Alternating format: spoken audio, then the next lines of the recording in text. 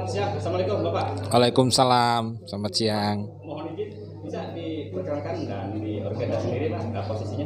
Oh, saya Ateng Aryono, saya Sekjen DPP Organda. Nah, untuk agenda ini secara umum menurut Bapak bagaimana?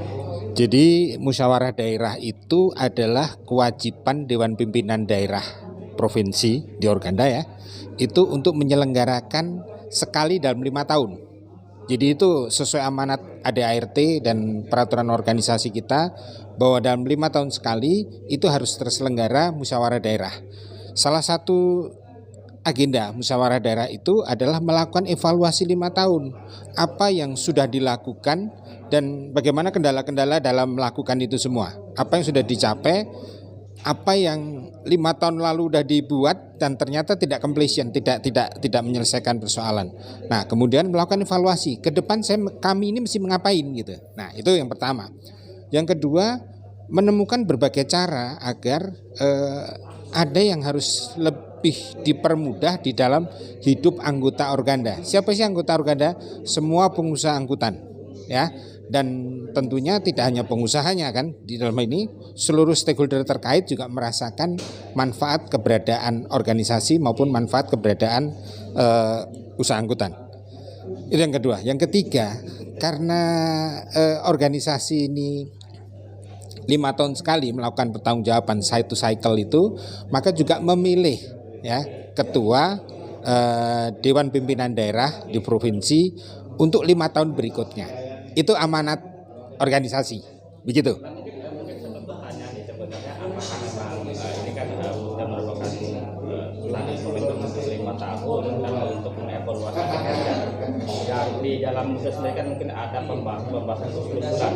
Nah, kalau diizinkan apakah pernah untuk dibahas tentang ketenaga kerjaan, hak tenaga kerja yang notabene adalah para awak bis yang kerja di perusahaan, contoh di perusahaan mana, tentang kesejahteraan kewajibannya yang sesuai undang-undang tentang BPJS-nya Pak? Iya. BPJS atau asuransi, kewajiban melakukan asuransi kepada karyawan itu adalah salah satu aspek.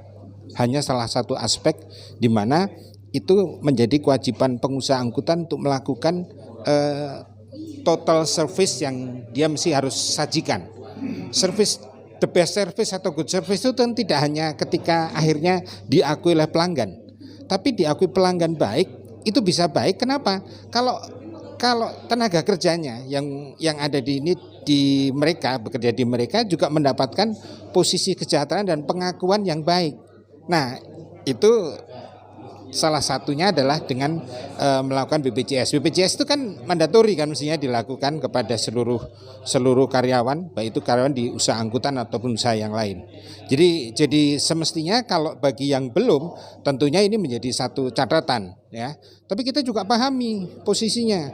2 tahun kita terkena pandemi dan keterkena pandemi itu bukan sesuatu yang ringan, sehingga ketika yang sekarang tersisa sebagai penyintas pasca pandemi itu kita syukuri, kita betul-betul sujud syukur bahwa kita tuh bisa selamat di situ. Karena luar biasa beratnya. Itu posisi itu yang harus dipahami juga oleh semua.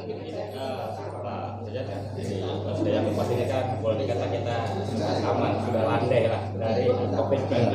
Berarti ke depan banyak agenda-agenda yang memang yang seharusnya dilakukan. Nah, untuk keterlibatan dalam arti penanganan tentang tadi BPJS, hak para pekerja terhadap contohnya perusahaan yang masih belum menerapkan itu, terus nanti upaya BPJS keterlibatan di mana itu? Upaya kami sebagai organisasi, kami melakukan dorongan kepada seluruh anggota agar yang belum melaksanakan untuk mempertimbangkan itu dilaksanakan. Tentu itu juga menjadi mungkin sebagian berpikir bahwa itu adalah cost gitu kan. Tapi cost itu adalah totally itu akan menghasilkan sesuatu return yang baik. Kalau itu dilakukan akan terjadi satu sinergi kan antara perusahaan itu sendiri sebagai satu entitas dan juga para karyawannya.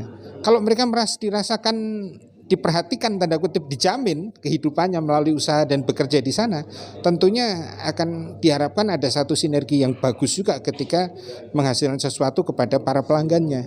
Jadi itu timbal balik saya pikir. Dan kami harapkan di Banten ini tidak ada lagi yang persoalan itu menjadi sesuatu yang berpolemik dan sebagainya. Karena sebetulnya nawaitu dari melakukan asuransi dan semacamnya adalah bagaimana agar kita tidak mungkin melakukan itu sendiri kan.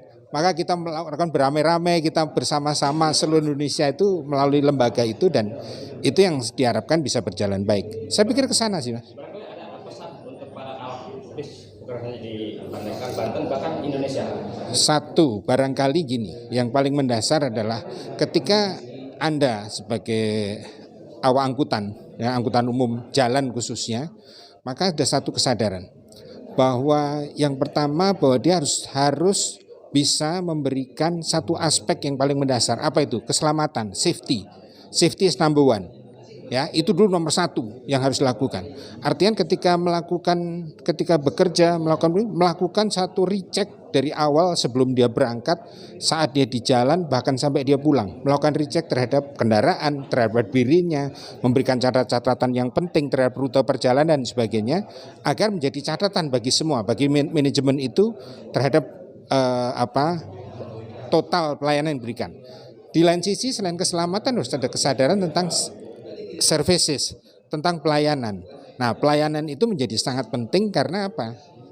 Sekarang tanda kutip ketika angkutan umum ini harus bersaing dengan berbagai moda yang lain, itu menjadi satu yang sifatnya mendasar bahwa harus memberikan satu yang baik. Wajar saja, kompetisi itu menimbulkan persaingan, dan persaingan itu harus baik-baikan, bagus-bagusan, bukan menjadi sesuatu yang ala kadar. Itu sikap mental yang mestinya ada, dan sikap mental itu tidak hanya sikap mental seorang pekerja, tetapi sikap mental dari para pengusaha juga. Jadi bersama-sama kita mewujudkan itu.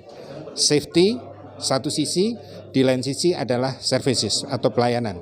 Sehingga itu menjadi dua sisi mata uang yang harus sama-sama kita berikan. Sehingga Rp1.000 atau Rp100 itu akan bermakna ketika dua sisinya sama. Seperti itu kira-kira. Yuk.